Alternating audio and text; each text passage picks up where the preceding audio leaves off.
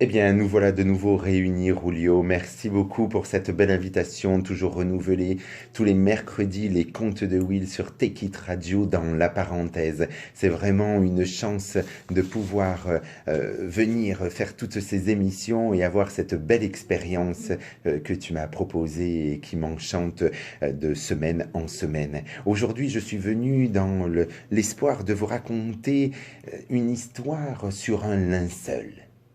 Alors, ne vous inquiétez pas, l'humour est quand même présent. Ainsi, c'est l'histoire d'un homme qui était en train de pêcher. Cet homme-là, de tout jeune, de tout petit, il aimait la pêche. Et très jeune, dès 7-8 ans, on lui avait donné un fil de pêche et il avait fabriqué un petit hameçon et il attrapait les vers qu'il accrochait à l'hameçon et il allait pêcher. Et souvent, bien souvent, il ramenait du poisson pour sa mère qui était enchantée de pouvoir cuisiner du si bon poisson, poisson si frais. Et c'est comme ça que tous les jours, il allait à la pêche à la sortie de l'école, juste avant d'aller à l'école, des fois très tôt le matin, des fois un peu plus tard dans la soirée. Et puis il pêchait comme ça, alors c'est normal que tout naturellement, on lui a acheté un beau filet de pêche. Et c'est comme ça que cet homme, Antoine, cet homme, il jetait son filet de pêche tous les jours, il en a fait son métier. Tous les jours, il pêchait de nombreux poissons, enfin très régulièrement, ce qui fait qu'il avait suffisamment de quoi en vendre et de quoi subvenir aux besoins d'une famille. Alors une femme, une belle femme, s'est présentée et il en a été charmé. C'est comme ça qu'il a commencé à avoir une famille. Les enfants sont arrivés, ils ont grandi et le temps a passé. Et lui, tous les jours, il jetait son filet de pêche. Et tous les jours, il pêchait, il pêchait. Toine, Toine, tu vas à la pêche aujourd'hui? Oui, oui, bien sûr, comme tous les jours, je vais à la pêche. Et Toine, Toine, ah, ramène-nous du poisson, on t'en achètera. Et c'est comme ça que le temps passait et les années se sont succédées. Et voilà que le Toine, il a pêché comme ça pendant plus de 70 ans. Pendant plus de 70 ans, il est allé à la pêche. Et cet homme-là, il se faisait vieux, il avait déjà 80, au moins 80, 85 ans, et il était fatigué, et il disait à sa femme, ah, il faut que j'arrête. Mais oui, ah, il faut que tu t'arrêtes les poissons, tu t'y empêches plus trop, et puis maintenant ça suffit, tu es fatigué, j'en peux plus, j'ai mal de partout. Et c'est comme ça qu'il a accroché son filet. Il est allé dans la cave et il l'a déposé. Et puis il est rentré et il s'est installé à la maison. Le temps a passé et tous les jours, bah, il n'allait plus à la pêche. Et il s'ennuyait, le Toine. Il disait, oh, je sais pas quoi faire aujourd'hui, je sais pas quoi faire. Eh bien, tu devrais aller te promener au bord de la rivière. Oh non, non, non, j'ai pas envie. Je suis fatigué là, je sais pas trop, je me sens pas bien, je crois que je suis malade, je sens que je suis en train de mourir. Et tous les jours, il revenait à la charge voir sa femme et lui dire ah, ah, je suis pas bien, je crois que je me meurs, aujourd'hui je suis en train de mourir. Et sa femme, elle l'entendait tous les jours se plaindre, tous les jours se plaindre. Elle n'en pouvait plus, sa femme, elle aussi, elle était vieille, et se disait mais c'est pas possible là, mais toi, arrête, arrête de te plaindre comme ça. Ah mais je crois que je suis en train de mourir. Alors un jour, sa femme, elle est allée dans le placard et elle a sorti un beau drap tout brodé. Ah, il était charmant comme tout. Elle a pris le drap, elle l'a tendu à Toine et elle a dit, regarde Toine, c'est ton drap, c'est ton linceul. Regarde, il est tout neuf, tout brodé. Je l'ai fait pour toi. Et tu vois, Toine, quand tu seras mort, je te le mettrai au. Mais qu'est-ce que tu me dis là? Mais enfin, qu'est-ce que tu me parles de quand je serai mort? Tu en parles tous les jours, Toine. Alors, je te montre que je pense à toi, je t'accompagne. Écoute, si tu meurs, il n'y a pas de souci, je te mettrai ce beau drap, ce beau linceul, il sera pour toi. Mais maman, enfin, mais qui sait ce que tu me mettras quand je serai mort? Personne ne le sait. Je te le promets, Toine. Ce drap, il sera pour toi. Bon, on sait jamais, on sait jamais, hein, ce qui peut se passer. Une fois mort, tout peut arriver. Mais, Toine, enfin, tu peux y aller. Et comme ça, le Toine, pendant les 3 jours qui ont suivi, eh ben, il n'a pas moufté. Il n'a rien dit. Il s'est pas plaint ce jour-là.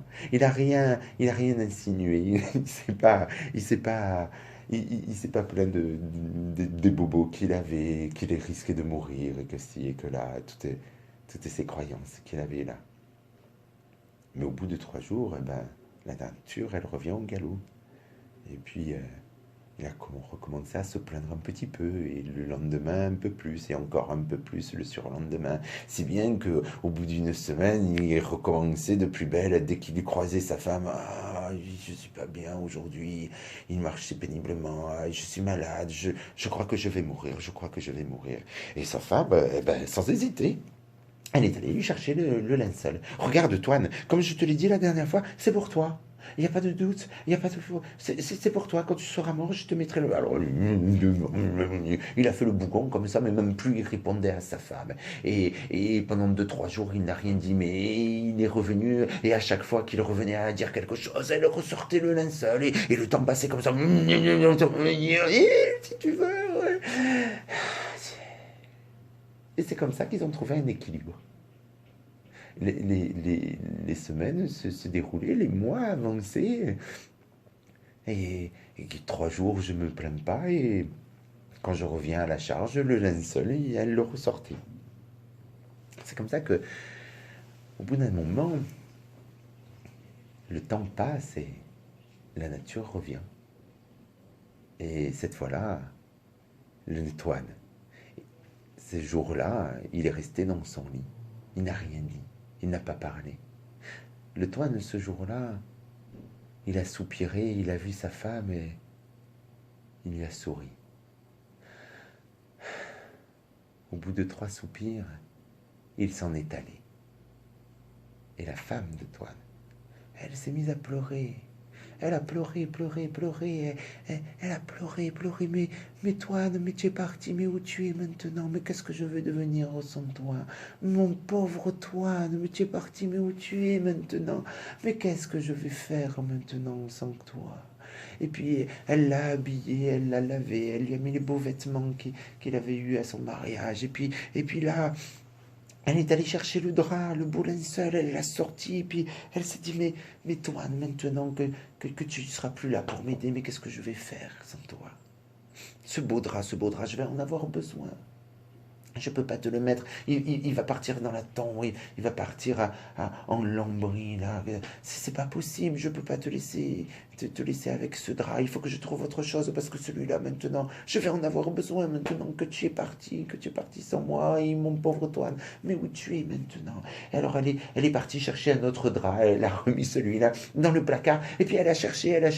Elle est montée dans le grenier. Et dans le grenier, elle a trouvé un drap tout mité. Il était rempli de trous. Elle s'est dit, ah mais voilà, ça c'est bien, ça, un drap tout mité, un vieux drap tout jauni. Elle l'a redescendu, elle était prête à lui mettre, mais elle pleurait tellement, mais toi, qu'est-ce que je vais devenir sans toi? Et en pleurant, elle se disait, mais je vais avoir même besoin de mouchoirs. Et ce drap-là, mais je vais pouvoir m'en faire des mouchoirs. Et Dieu sait que je vais avoir besoin de mouchoirs. Toi, tu peux me comprendre, toi maintenant, tu peux me comprendre. Aïe, aïe, aïe, mais qu'est-ce que je vais devenir moi maintenant? Alors, elle a pris son drap tout mité, elle l'a mis de côté, et puis elle s'est dit, il faut que je trouve quelque chose pour mon Toine, pour recouvrir mon Toine, pour lui faire un beau linceul, mais je vais retrouver quelque chose, mais pas ce drap-là, ce drap tout mité, je vais en avoir besoin pour me moucher, pour avoir des beaux mouchoirs, parce que maintenant je vais passer ma vie à pleurer. Et comme ça, elle est repartie, et elle a cherché de partout quelque chose qui pourrait lui convenir, et dans la cave, elle a trouvé le filet, ce vieux filet. Elle l'a pris, elle a dit, mais voilà un filet, le filet qui lui a servi pendant tant et tant d'années, qu'il a jeté tous les jours. Et elle est montée, elle lui a mis le filet, et là, elle s'est installée, elle a pleuré, et elle a fait cette veillée, les amis, les familles, les voisins sont arrivés, tous y venaient, il pleurait avec la femme de Toine, et il pleurait, elle disait, ah Toine, mais où tu es maintenant, où tu es? En pleine nuit, l'histoire nous dit qu'elle a vu une lumière qui a traversé la fenêtre, elle a vu une lumière qui est venue éclairer le visage de Toine.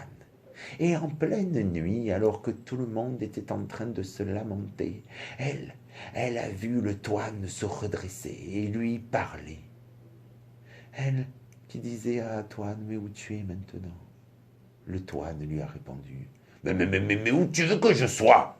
Avec le filet que tu m'as mis sur moi, mais j'ai dû partir à la pêche. Je suis de nouveau à la pêche. Mais où tu veux que je sois avec ce filet? Je suis parti à la pêche. Le temps qu'elle reprenne ses esprits, qu'elle rouvre ses yeux, qu'elle regarde de nouveau, la lumière avait disparu. Le Toine était toujours mort dans son lit, les bras en croix. Mais elle a compris ce qui venait de se passer. Elle s'est levée et elle est allée chercher le beau drap pour lui mettre. Et ainsi, cette histoire se finit.